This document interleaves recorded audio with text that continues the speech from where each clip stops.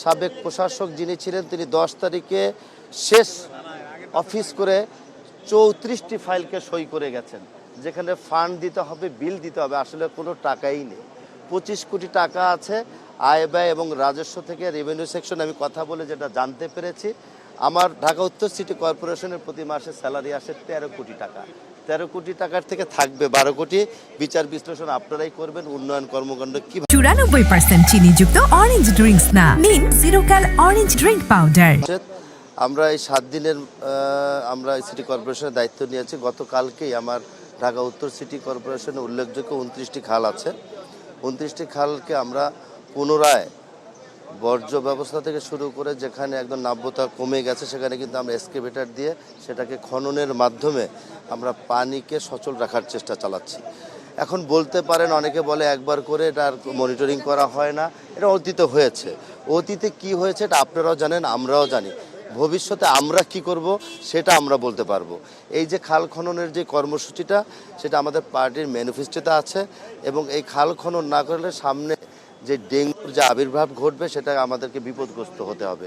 তাই আমরা পুনরায় এটাকে আগামভাবে আমরা এটা করার চেষ্টা করছি।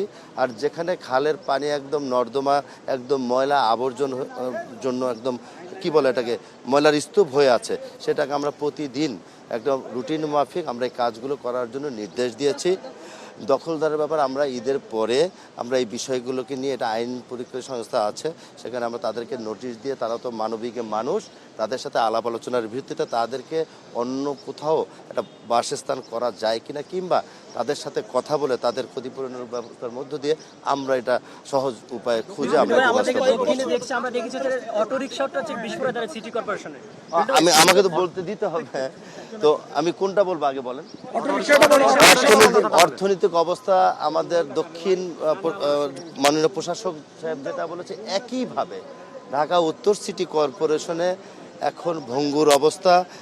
ফান্ড নেই, 1470 কোটি টাকার টেন্ডার দিয়ে ওয়ার্ক অর্ডার দিয়ে দেওয়া হয়েছে।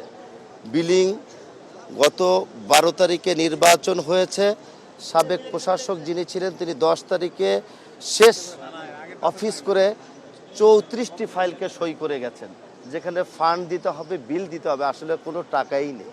25 কোটি টাকা আছে আয় ব্যয় এবং রাজস্ব থেকে, রেভিনিউ সেকশন আমি কথা বলে যেটা জানতে পেরেছি, আমার ঢাকা উত্তর সিটি কর্পোরেশনের প্রতি মাসে স্যালারি আসে 13 কোটি টাকা। 13 কোটি টাকার থেকে থাকবে 12 কোটি। বিচার বিশ্লেষণ আপনারাই করবেন, উন্নয়ন কর্মকাণ্ড কিভাবে করব। সেই কারণে মাননীয় প্রধানমন্ত্রী আমাদেরকে আশ্বস্ত করেছেন, আমরা হতাশ নই, এভাবেই আমরা এগিয়ে যাব।